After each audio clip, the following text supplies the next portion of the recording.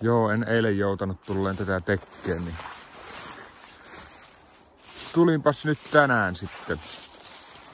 Täällähän se näköjään vielä on pakkasyö ollut.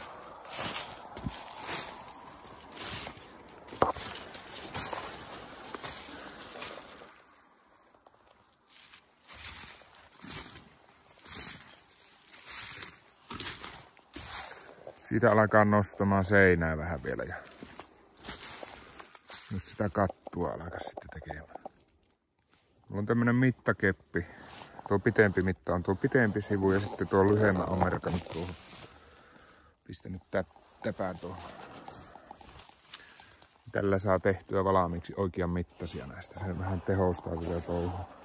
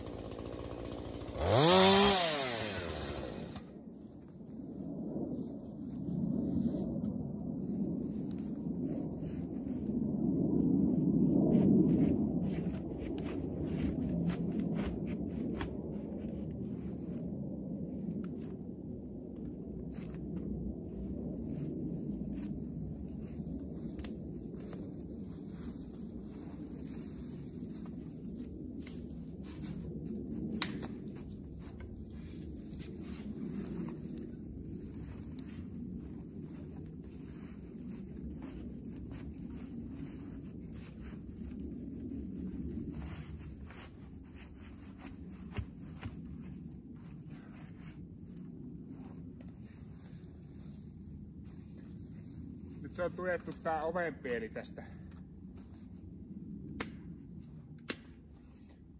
Että se ei pääse niinku levahtaan, kun siitä on sahattu nuo hirret tai puut poikki. Niin.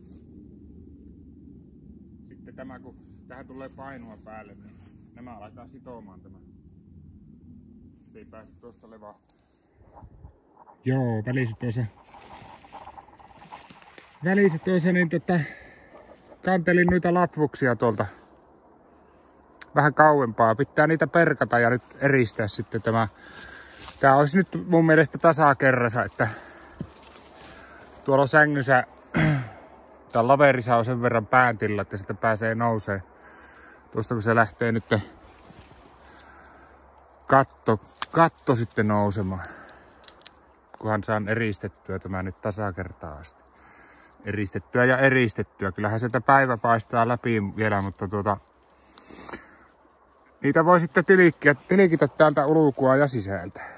Jos sisällä on ja katsoo, että päivä paistaa, niin sen voi sitten sieltä eristää. Että tämä ei ole vielä niinku siinä mielessä menetetty peli, vaikka tää onkin vähän harakanpesä.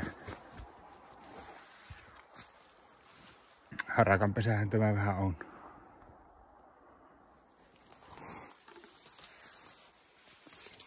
On tämän tyyppiset nämä hanskat. On normaali talvihanska. Sitten on tämmönen Shova-merkkinen hanska tässä päällä. Ne on kuitenkin pikkusen kuurassa ja lumeessa nämä, niin sitten on tavallinen hanska kastuisi tässä. Mutta nyt siinä ei tule muuta kuin tuo mitä hikkoilee. Niin. Ja nämäkin kun tauolla voi ottaa sitten pois, niin ne vähän kuivahtaakin siinä. Ja on lämpivät niin kuin talvellakin. Tämän tyyppiset systeemit. Mä otan nyt tuosta perkkailen näitä eristeitten tekohommia.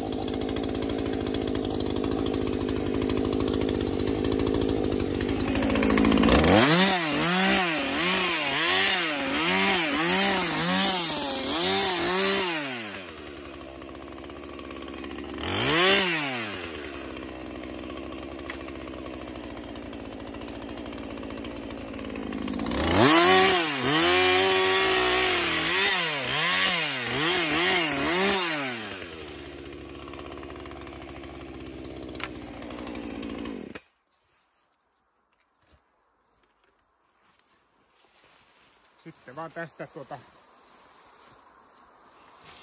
seinää eristämme.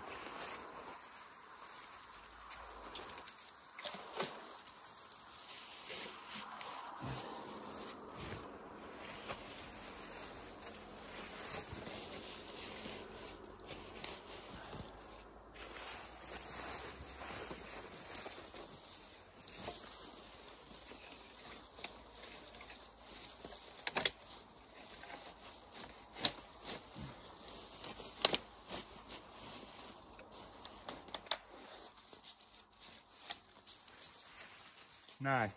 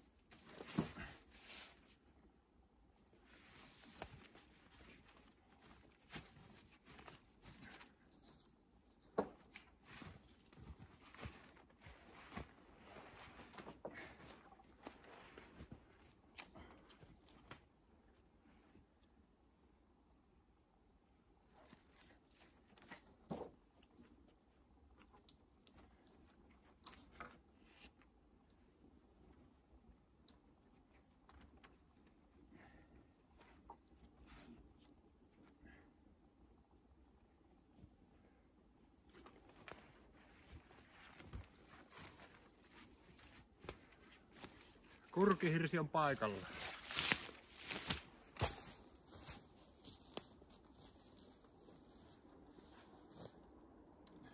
Keskellä mökkiä on se. Se ei tuo nyt se jako ihan passannut tänne ylös, mutta mä laitan nämä tänne vierekkäin.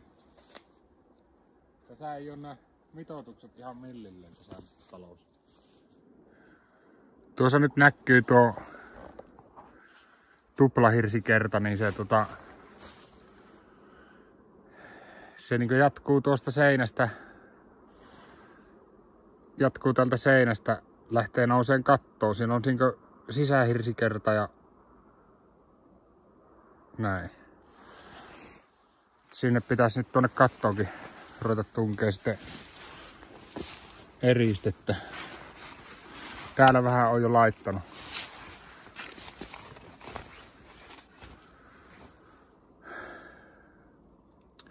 Ensin tungetaan noin päin tuonne ja sitten nämä välit vois täytellä tuosta. Sitten tähän tulee lopuksi pressu päälle ehkä. Täällä sitä ollaan mökin katolla nyt. Täällä kestää istua. Mä täältä työntelen sitten näitä oksia tänne sisäkaton verhoiluksi. Tähän taloon tehdään sisäkaton verhoilu tällä. Työnnetään niitä tuonne poikittain, niin se sitten pitää, kun tähän laitetaan.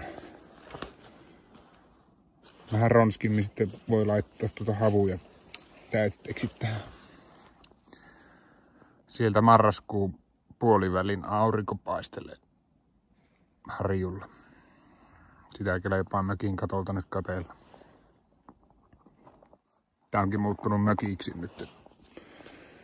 Vaikka tämähän on tämmönen sysimaja, havumaja. No niin, nyt on tuo sisäkaton verhous paikallaan. Kertokaapa kommenttia, pistäkääpä, että pitäisikö tää saada näillä luonnonmateriaaleilla veenpitäväksi? Vai mitä ootte sitä ressusta mieltä? Että laitetaanko tähän paksu kerros havuja ja sitten vaikka sammalta? Vai millä opilla tää saadaan pitämään vettä? Tää on nyt, niin kuin, mitä tähän on käytetty, niin vain mitä tältä metästä löytyy. Että tähän ei oo käytetty mitään, ei edes narua eikä mitään. Tämä on ihan vaan pelkkää puuta. No niin, täällä se jätkä nyt makkoilee laverilla. Tämähän ei satteella ole vielä mikään oikein erikoinen. Mikään erityisen hyvää. Mutta tuossa nyt näkyy tuo sisäkaton. Että tuonne nyt laitetaan poikittain havuja tuonne väliin eristeeksi. Ja sen päälle voisi sitten vaikka laittaa sen sammaleen. Tää nyt katsoo, että miten se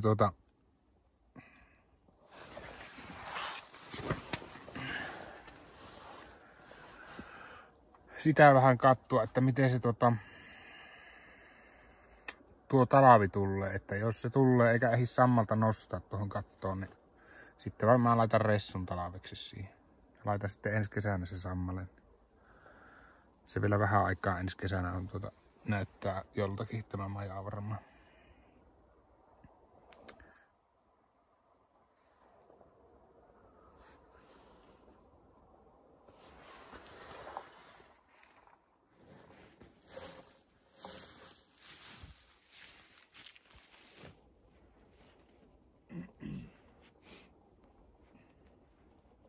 Joo, alkoin laittaa nyt tätä sammalta tähän vesikatteeksi.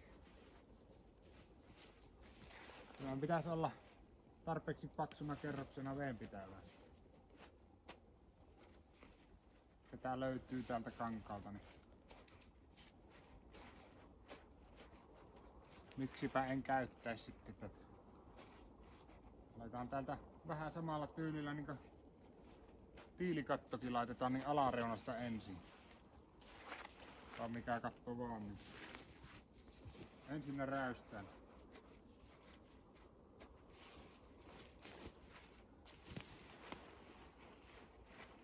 On suhteellisen helppo ottaa. Tuota sitä löytyy aika paljon tästä kankaalta.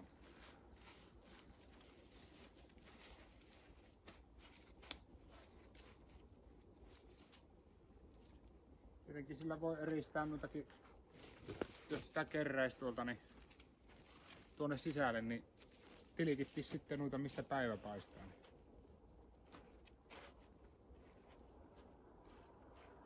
Onhan se nyt ihan erinäköinen tämmönen, entäkö vaikka, että jos vetäisis pressun päälle, niin kyllähän se tämmönen pitää olla tämmöisessä. Vai mitä Otto mieltä? Tarviiko sitä edes kysyä?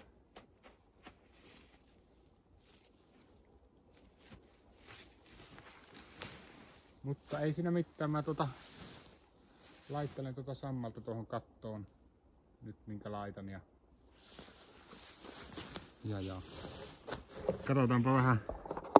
katsotaanpa vähän, että mitä sitä on päivän aikana tullut tässä. Tää on nyt oikeastaan alkaa ilta tulemaan, niin no noita pitää vielä vähän viksailla, mutta ei nyt arvostella keskeneräistä työtä. Kierretäänpä vähän kauempaa, niin miltä se nyt näyttää sitten? Paljon siinä on rankoja läjässä ja havut niistä melkein kaikki mitä on rankoja kaadettu, niin havut on sullottu sinne ja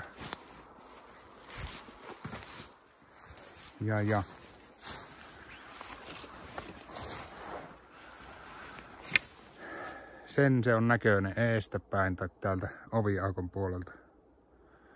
Sysimaja, kai se sysi tulee siitä, että siitä tulee ihan pimiä tuolta sisältä sitten. Kunhan se saadaan eristettyä. Tuolla näkyy tuolla vasemmalla tuo nurkka, niin sinne mä oon pannut sitä sammalta, niin sillähän sen saa nyt sitten. Silleen ainakin ettei päivä paista. Aluksi mulla olisi tarkoitus varmaan pitää tässä nuotiota tuossa keskellä. Sitten jossain vaiheessa olisi tarkoitus laittaa siihen tuo kamiina.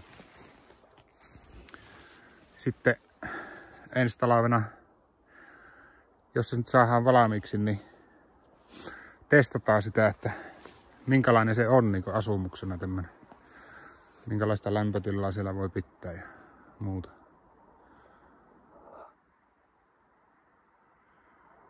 Mutta tässä oli nyt tää osa 2.